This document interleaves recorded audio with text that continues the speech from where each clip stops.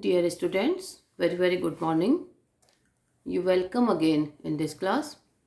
BA part first की पिछले class में हमने बाल गंगाधर तिलक का अध्ययन प्रारंभ किया था और उसे आगे कंटिन्यू करते हुए आज हम तिलक के स्वराज्य संबंधी विचारों का अध्ययन करेंगे।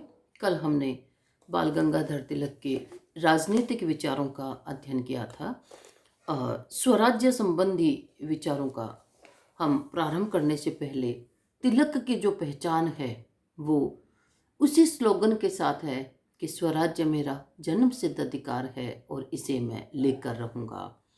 तिलक ने कहा कि हमारा जीवन और हमारा धर्म स्वराज्य के बिना अर्थहीन है।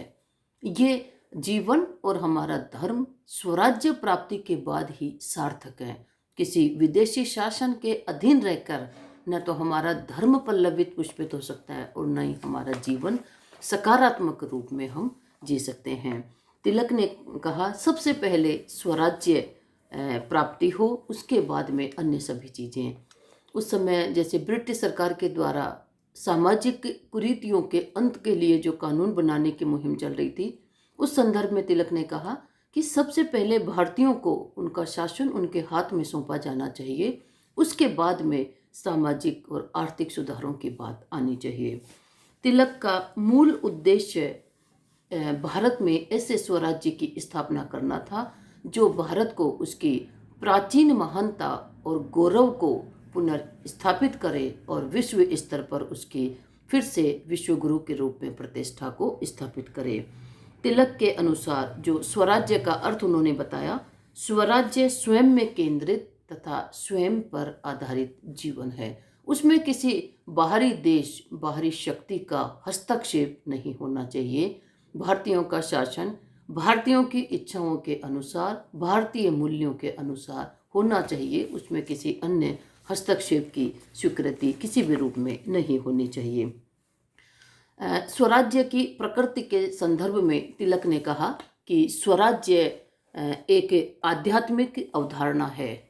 आध्यात्मिक अवधारणा जिससे हमारे अंतरतम में निहित जो मॉरल्स हैं, जो अपने व्यक्तित्व को निखारने की जो नैतिकता की बातें हैं, या इस जीवन में धर्म आधारित जीवन जीने से संबंधित जो बातें हैं, उनसे जुड़ा हुआ स्वराज्य हो। इसी के साथ स्वराज्य तिलक ने कहा कि स्वयं में एक साध्य नहीं है, अपितु एक सकारात्मक जीवन जीने का साधन मात्र है। क्योंकि स्वराज्य यदि होगा तो प्रजा हित की दृष्टि से वो कार्य करेगा और प्रजा के सर्वांगीण सर्वोत्तम विकास के लिए स्वराज्य एक सकारात्मक साधन के रूप में कार्य करेगा। सामाजिक जीवन में स्वराज्य का अर्थ बताते हुए तिलक ने कहा कि स्वधर्म पर आधारित सामाजिक व्यवस्था हो। हमारा सोशल सिस्टम इस प्रकार का हो जो हमारी अपनी व्यवस्थाएं प्राचीन काल से चली आ रही हैं, जो हमारी अपनी मान्यताएं हैं, जिन मान्यताओं के हम आदी हो चुके हैं, जो हमारे व्यक्तित्व का हिस्सा बन चुकी हैं, उनकी स्थापना में जो सहायक हो। और राजनीतिक जीवन में तिलक ने कहा कि धर्म राज्य की स्थापना में सहायक हो, ऐसा स्वराज्य होना चाहिए। क्योंकि धर्म विहीन कोई राज्य नहीं हो सकता।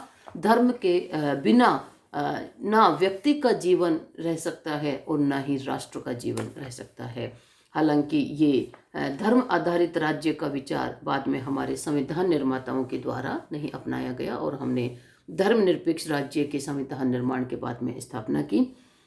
स्वराज्य के प्रकार तिलक ने दो प्रकार के बताए हैं, आध्यात्मिक स्वराज्य और राजनीतिक स्वराज्य। आध्यात्मिक स्वराज्य में तिलक ने यह कहा कि मानव की जो आत्मा है उसके अंतरतम में जो वो लक्ष्य प्राप्त करना चाहती है, अर्थात मानवीय आत्मा के पूर्ण और सर्वोत्तम विकास के लिए जिन चीज़ों की आवश्यकता है वो उसे उपलब्ध होनी चाहिए।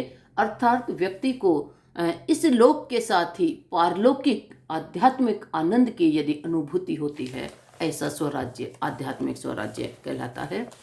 और राजनीतिक स्वराज्य के संदर्भ में तिलक ने कहा कि अपने देश में अपना ही शासन हो, अपने देश में किसी अन्य विदेशी सत्ता का शासन नहीं होना। शासन द्वारा प्रजा कल्याण की नीति का पालन करना और शासन लोकतांत्रिक और जनता के प्रति उत्तरदायी होना। राजनीतिक स्वराज्य का तिलक ने कि प्रत्येक व्यक्ति शासन में सहभागी हो और उसे इस चीज का भान हो कि वो अपने देश की सरकार का एक अंश है और अपने देश की सरकार के प्रति उसे अपने दायित्वों का पूर्ण पालन करना चाहिए। और शासक का लक्ष्य भी अपनी प्रजा का कल्याण, अपनी प्रजा का विकास, अपने राष्ट्र का विकास यही होना चाहिए। और एक विदेशी शासन के द्वारा इन चीज़ों का पूर्ण रूप में पालन नहीं किया जाता है। इसलिए तिलक ने स्वराज्य की मांग की और स्वराज्य के द्वारा ही कोई देश अपने सर्वोत्तम को प्राप्त कर सकता है। स्वराज्य से संबंधित विभिन्न जो तिलक ने विचार दिए हैं वो निम्नानुसार है। स्वराज्य जन्मसिद्ध अधिकार है। तिलक ने ये कहा कि जब अंग्रेजों के देश में प्रत्येक व्यक्ति को स्वतंत्रता और अधिकारों से ओतप्रोत यदि जीवन उपलब्ध है तो उपनिवेशों की जनता को ये जीवन क्यों नहीं उपलब्ध होता। तो यहाँ के लोगों को भी ये इनका प्राकृतिक अधिकार है कि वो अपने अपने देशों पर अपना शासन स्थापित करें। अंग्रेज जो मूल्य, जो भावना उनकी अपने देश नागरिकों के प्रति है, वो ही भावना उन्हें उपनिवेशों की जनता के प्रति भी अपनानी चाहिए और प्रत्येक उपनिवेश की जनता को उनका शासन उनके द्वारा ही करने का दायित्व दे दिया जाना चाहिए। तो स्वराज्य प्रत्येक राष्ट्र का जन्मसिद्ध अधिकार है। उसे दूसरे राष्ट्रों के द्वारा नहीं हड़पा जाना चाहिए, दूसरे राष्ट्रों के द्वारा उस पर अतिक्रमण नहीं किया जाना चाहिए। 1914 से पूर्व स्वराज्य संबंधी यदि तिलक के विचार देखें तो उन्होंने कहा कि स्वराज्य ब्रिटिश शासन के अंतर्गत अपने आंतरिक विषयों में पूर्ण स्वायत्तता के आधार पर प्राप्त होना चाहिए। लेकिन स्वराज्य की बात तिलक ने उठाई और सर्वप्रथम तिलक के दबाव के आधार पर ही 1906 में कांग्रेस ने स्वराज्य को अपना स्वराज्य के संदर्भ में अपना प्रस्ताव पारित किया। और तिलक ने ये कहा कि अपने देश के आंतरिक मामलों और हमारे देश की जो विदेश नीति है उसमें हमें पूर्ण रूप से स्वतंत्रता हो, भले ही ये ब्रिटिश ताज के अंतर्गत हो, लेकिन भारत को अपने आंतरिक और बाहरी मामलों में अपना निर्णय स्वयं करने का अधिकार होना चाहिए। ब्रिटिश शासन को उसमें कोई हस्तक्षेप नहीं करना चाहिए। 1915 से जो तिलक ने स्वराज्य संबंधी विचार दिए उसमें तिलक ने कहा कि होम रूल का उन्होंने वो बताया कि हमारा शासन, हमारे घर का शासन हमारे द्वारा ही होना चाहिए। भारत को गृह शासन की स्थिति प्राप्त होनी चाहिए। 28 अप्रैल 1916 को तिलक ने इंडियन होम रूल लीग की स्थापना की और अपने भाषण में ये कहा कि स्वराज्य की मांग के पीछे कोई राजद्रोह नहीं है, क्योंकि तिलक को एक राजद्रोही के रूप में कहा जाता था, क्योंकि तिलक अपने विचारों को उग्रता की उसमें अभिव्यक्त करते थे। और जैसे तिलक कहते थे कि स्वराज्य मांगने से नहीं, स्वराज्य को छीनना पड़ेगा, अपने अधिकारों को केवल मांगने के आधार पर नहीं पाया जा सकता, अधिकारों के लिए संघर्ष करना पड़ता है और अधिकारों को ब्रिटिश सरकार से छीनना पड़ेगा। तो 1916 में 28 अप्रैल को तिलक ने अपने भाषण में कहा कि स्वराज्य की मांग के पीछे कोई राजद्रोह नहीं है।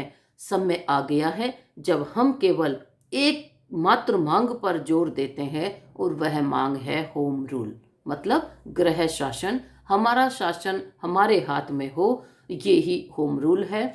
और होम रूल का अर्थ बताते हुए आगे तिलक ने कहा कि ब्रिटिश साम्राज्य के अंतर्गत रहते हुए स्वशासन का अधिकार प्राप्त करना, भारत के नागरिकों को सभी अधिकार प्राप्त हो और भारतीयों को आंतरिक प्रशासन के संचालन में पूरी आज़ादी, पूरी स्वतंत्रता हो, ब्रिटिश सरकार का उसमें कोई हस्तक्षेप नहीं होना चाहिए।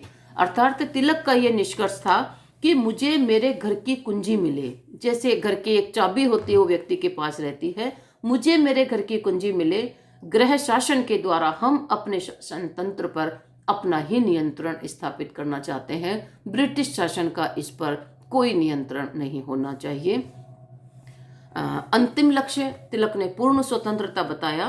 तिलक ने ये कहा कि जनशक्ति में बहुत शक्ति होती है और जब ये जन आंदोलन राष्ट्रीय आज़ादी के लिए बन गया है या आंदोलन चल पड़ा है, तो हमें पूर्ण विश्वास है कि राजनीतिक चेतना का पूर्ण रूप में विकास होगा और इस चेतना के कारण ब्रिटिश सरकार को देश को आज़ाद करके यहाँ से जाना पड़ेगा। वह पूर्ण स्वतंत्रता की प्राप्ति में जब जनता इस चीज़ को समझने लगेगी कि स्वराज्य और अपने देश का शासन अपने हाथ में हो, ये भावना जब भारतीय जनता में आ जाएगी तो वो पूर्ण रूप से भारत को आज़ादी की मांग करेगी और अंग्रेज़ों को अपने यहाँ से सामान उठाकर इस देश को आज़ाद करके जाना पड़ेगा।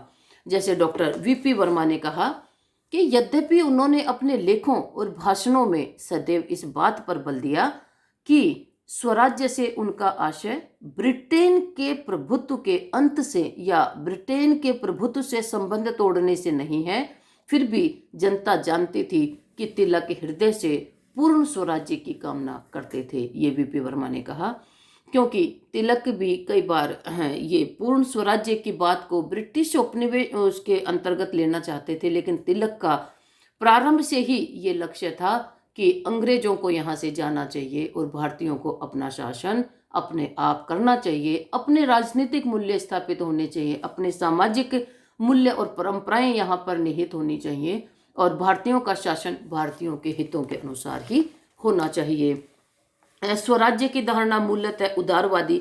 तिलक ने ये कहा कि उनका स्वराज्य किसी एक वर्ग, एक जाति, एक समुदाय से संबंधित नहीं है, अपितु ये भारत राष्ट्र में निवास करने वाले प्रत्येक व्यक्ति से संबंधित है और प्रत्येक व्यक्ति की आज़ादी, प्रत्येक व्यक्ति के अधिकार और स्वतंत्रता से संबंधित स्वराज्य की बात तिलक ने कही।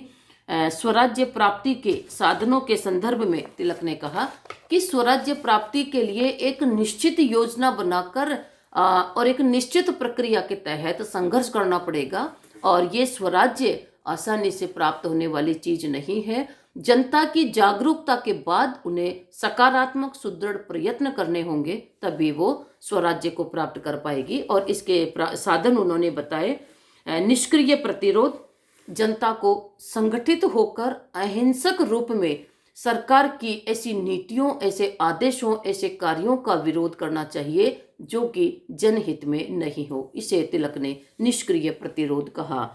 दूसरा, बहिष्कार। तिलक ने कहा कि विदेशी वस्तुओं, विदेशी सामानों का यदि हम बहिष्कार नहीं करेंगे तो वो अपने सामानों के बदले यहाँ से धन एकत्रित कर अपने देश में ले जाएंगे और भारत गरीबी के उसमें फंसता जाएगा। गरीबी के कुचक्र से निकालना है तो हमें सबसे पहले ब्रिटिश सामानों का बहिष्कार करना चाहिए। और जब हम विदेशी सामानों का बहिष्कार करेंगे, विदेशी मूल्यों का बहिष्कार करेंगे, विदेशी संस्कृति का बहिष्कार करेंगे, तो हम तीसरा साधन जो उन्होंने बताया, स्वयं में स्वदेशी की ओर अग्रसर होंगे।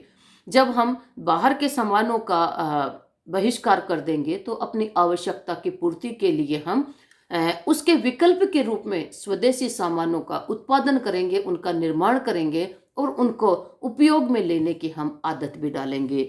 तो स्वदेशी में उन्होंने कहा भारतीय वस्तुओं को, भारतीय विचारों को अपनाना, अपने संस्कृति से प्रेम करना और विदेशी संस्कृति को त्यागना, ये उनका स्वदेशी का लक्ष्य और मूल मंतव्य था। राष्ट्रीय शिक्षा, चौथा जो साधन तिलक ने स्वराज्य प्राप्ति का बताया, अपनी सभ्यता, अपनी संस्कृति, अपनी परंपरा का ज्ञान करवाकर छात्रों में ऐसे छात्रों का, ऐसे वर्ग का निर्माण करना जो राष्ट्र सेवा के लिए पूर्ण रूप से समर्पित हो।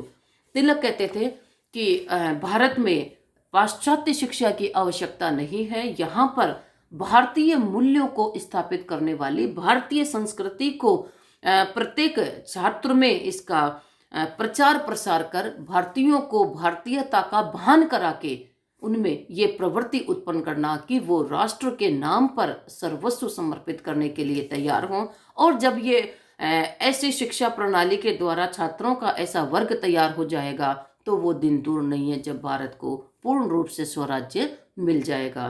तो राष्ट्रीय शिक्षा भी हर एक देश की अपनी मान्यताओं के अनुसार, अपनी संस्कृति के संरक्षण के लिए, अपनी संस्कृति की महत्ता को स्थापित करने के लिए होनी चाहिए। भारतीयों में जो उस समय पाश्चात्य शिक्षा के प्रति रुझान उत्पन्न होने लगा था, जैसे गोखले पाश्चात्य शिक्षा के समर्थक थे, तिलक कहते थे कि हमें दूसरी संस्कृति सभ्यता के पीछे नहीं भागना चाहिए, अपितु भारत की अपनी संस्कृति की महानता विश्व स्तर पर चिर परिचित रूप में जानी पहचानी जाती है, तो हमें अपनी संस्कृति का मान होना चाहिए, भान होना चाहिए और इस पर हमें अभिमान होना चाहिए। यदि ये प्रवृत्ति हमारे में आएगी तो हम विदेशी शासन, विदेशी नीतियों, विदेशी मूल्यों को उखाड़ फेंकेंगे और अपने देश में अपना शासन होगा, होम रूल लेग होगा, अपनी संस्कृति होगी, अपने मूल्य होंगे। तो ये तिलक ने स्वराज्य संबंधी विचार दिए और तिलक ने जो ये नारा दिया ही था, जो उनकी पहचान है कि स्वराज्य मेरा जन्मसिद्ध अधिकार है, उसे मैं लेकर रहूँगा। इस स्वराज्य को प्राप्त करने से कोई उन्हें रोक नहीं सकता। और तिलक का मानना था कि यही प्रत्येक भारतीय जनमानस का विचार होना चाहिए कि स्वराज्य उसका जन्मसिद्ध अधिकार है, इसे प्राप्त करने से उन्हें कोई सरकार, कोई संस्था रोक नहीं सकती। आज की क्लास में हम इतना ही देखेंगे, शेष तिलक के विचारों को हम अगले क्लास में देखेंगे।